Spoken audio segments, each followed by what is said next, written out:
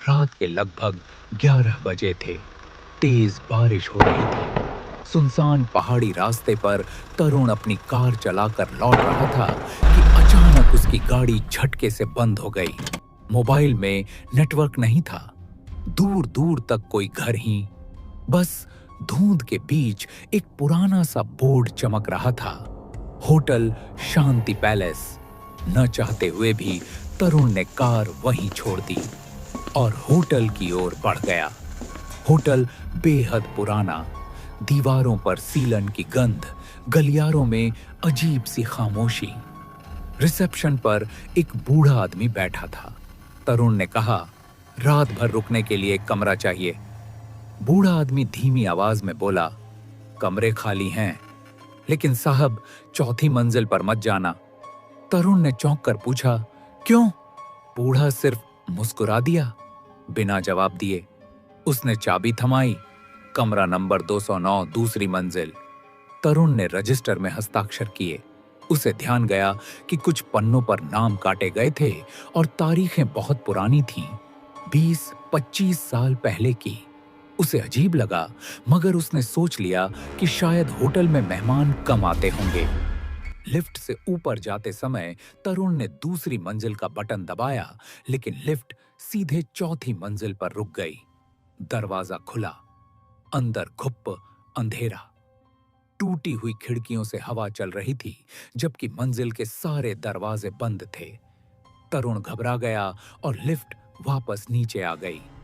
वह अपने कमरे में जाकर लेट गया। फोन चार्ज पर लगाकर वह व्हाट्सएप देख रहा था कि अचानक दरवाजे पर बहुत हल्की दस्तक हुई। ठक ठक। तरुण ने बिना दरवाजा खोले पूछा, कौन? बाहर से धीमी सी आवाज आई, लिफ्ट चौथी मंजिल पर क्यों रुकी थी? तुम वहां थे क्या?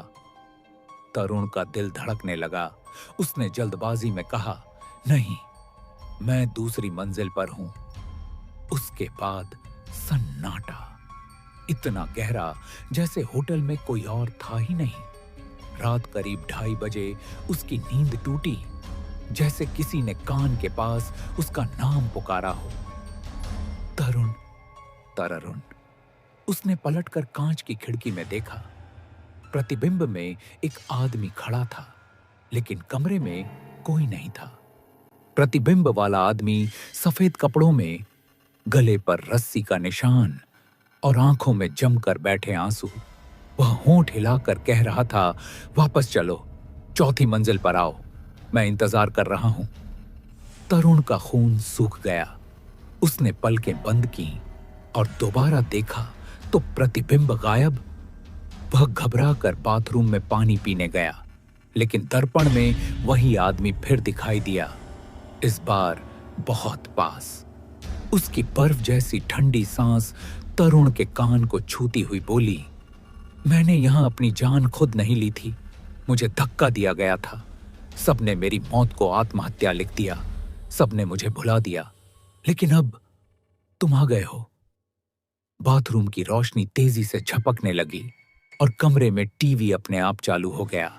स्क्रीन पर होटल का पुराना सीसीटीवी फुटेज चल रहा था। चौथी मंजिल की बालकनी में वही आदमी खड़ा था, रो रहा था, और फिर अचानक उसने खुद को नीचे फेंक दिया। तरुण की रूह कांप उठी। टीवी बंद हो गया। कमरे का दरवाजा खुद ब खुद खुल गया। बाहर गलियारा बिल्कुल अंधेरा और लिफ्ट का बटन चमक रहा था, सीधा चौथी मंजिल का। तरुण भागकर सीढ़ियों की तरफ गया, लेकिन पहली मंजिल पर पहुंचकर उसने दीवार पर लिखा देखा, 4th फ्लोर।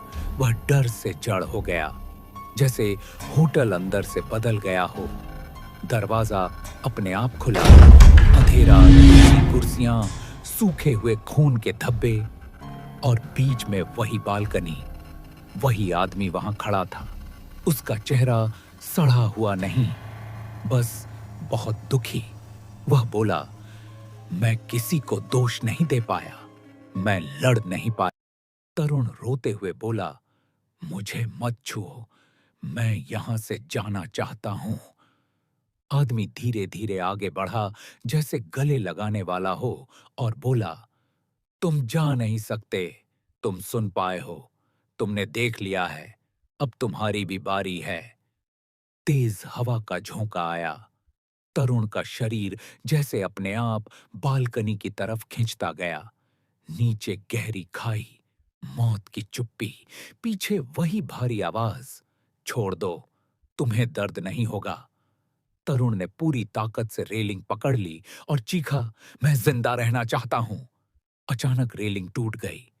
तरुण साइड में फिसलकर जमीन से टकराकर बेहोश हो गया। सुबह उसकी आंख खुली तो वह रिसेप्शन पर लेटा था। वही बूढ़ा आदमी सामने बैठा था। वह धीमी आवाज में बोला, तुम बच गए। इससे पहले कोई नहीं बचा। तरुण कांपते हुए बोला, वो आदमी मुझे मारना चाहता था। बूढ़ा गंभीर होकर बोला, नहीं बेटा, वो तुम्हें मारना नहीं चाहता था। वो बस चाहता है कि कोई उसके साथ मरे, ताकि वो अकेला न रहे। तरुण बिना कुछ बोले उल्टे पैरों होटल से भागा। कार अपने आप ठीक थी। उसने इंजन स्टार्ट किया और तेजी से निकल गया।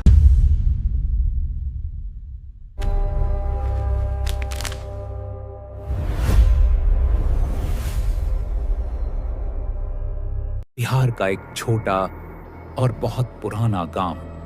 गांव के किनारे एक सदियों से सूखा, एक सदियों से चुप कुआं था। लोग उसे शांत कुआं कहते थे। कहना मुश्किल नहीं कि इस कुएं ने बहुत लोगों को निगल लिया था और उनकी आवाजें अब भी अंदर कहीं घूमती रहती थीं। इस गांव में आता है एक लड़का, राघव, यूट्यूब का हॉरर एनिमेटर। नए टॉपिक ढूंढते ढूंढते वह यहां तक आ गया था। गांव वालों ने उससे बस एक बात कही, बेटा, कुएं के पास जा सकते हो, पर अंदर झांकना मत, और रात को अगर आवाज आए कभी जवाब मत देना। राघव ने सर हिलाया, पर उसके चेहरे पर एक हल्की सी मुस्कान थी। उसके लिए ये सब सिर्फ कंटेंट था। पहली रात, 2:18। पूरी हवा थम गई। गांव एकदम सूख गया और तब कुएं के अंदर से एक हल्की, बहुत हल्की सी आवाज आई।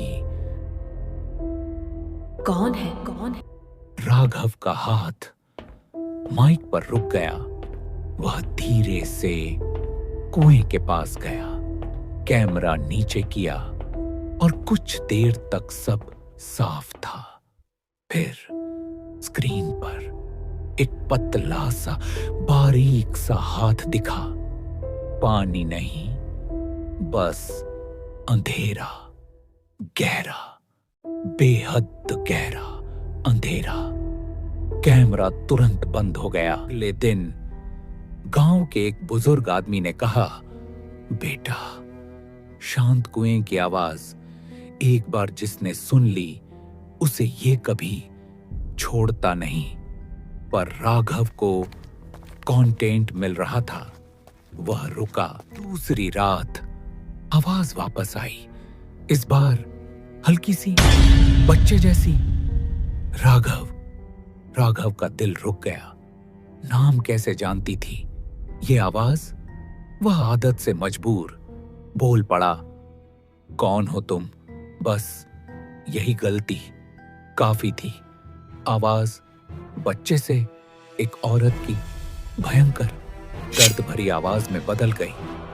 तुमने जवाब दिया, अब तुम्हारी आवाज मेरी हो गई। उस रात के बाद जब भी राघव कैमरा ऑन करता, उसकी वॉइस रिकॉर्ड नहीं होती थी, सिर्फ फुसफुसाहट, जैसे माइक्रोफोन के अंदर कोई छुरी घुमा रहा हो। डायरी के पन्ने राघव को सच बताते हैं, 200 साल पहले माया नाम की एक औरत को जादू टोना के इल्जाम में इसी कुएं में जिंदा फेंक दिया गया था। 3 दिन तक वो चीखती रही, कोई है, बचाओ। लोग कभी जवाब नहीं देते थे। उसकी खामोश चीख अब श्राप बन चुकी थी और अब जो भी उससे बात करता वह उसकी आवाज अपने अंदर खींच लेती। आखिरी रात राघव गांव छोड़कर जा रहा था, पर कुएं के पास से गुजरते वक्त आवाज आई, राघव रुक जाओ। उसने इग्नोर किया, चल दिया, पर आवाज जिद्दी थी, मुझे पूरा कर दो। राघव भागना शुरू कर देता है, घर पहुंचता है, कैमरा ऑन करता है। कैमरा खुद से रिकॉर्ड होने लगता है।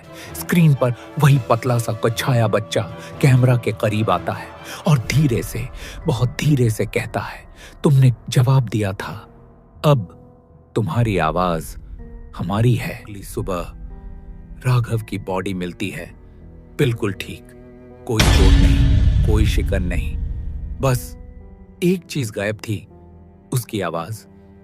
आज भी उसका अपलोड किया हुआ वीडियो YouTube पर है, और अगर तुम रात 2:18 हेडफोन लगाकर सुनो तो कभी कभी वीडियो के बैकग्राउंड में एक आवाज आती है, कौन?